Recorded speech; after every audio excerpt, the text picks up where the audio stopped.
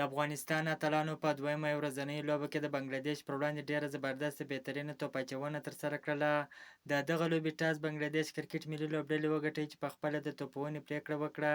په ټاکل شویو 50 اورونو کې د اوو لوبغاړو په اسپزېدو سره 252 منډې جوړې کړې. د افغانستان لوبډلې په ګټه په توپ اچونه کې اعلی محمد غضنفر، ننګیالي خروټي، راشد خان ارمان درې واړو ډیره زبردسته بهترینه توپ اچونه ترسره کړله چې راشد خان او اعلی محمد غضنفر دوه لوبغاړي وسوځول. داسې ننګیالي خروټي بیا درې لوبغاړي وسوځول. په نن لوبه کې د افغانستان تیز بالينګ ډیر کمزوری و. فضل حق فاروقي د بنګلاديش کرکټ ملي لوبډلې ته ډیرې منډې ورکړلې. داسې عظمت الله عمرزي هم ډیرې منډې ورکړلې، ونه توانېدله چې د بنګلاديش کرکټ ملي لوبډلې پر وړاندې یو ښه توپ اچونه ترسره کړي.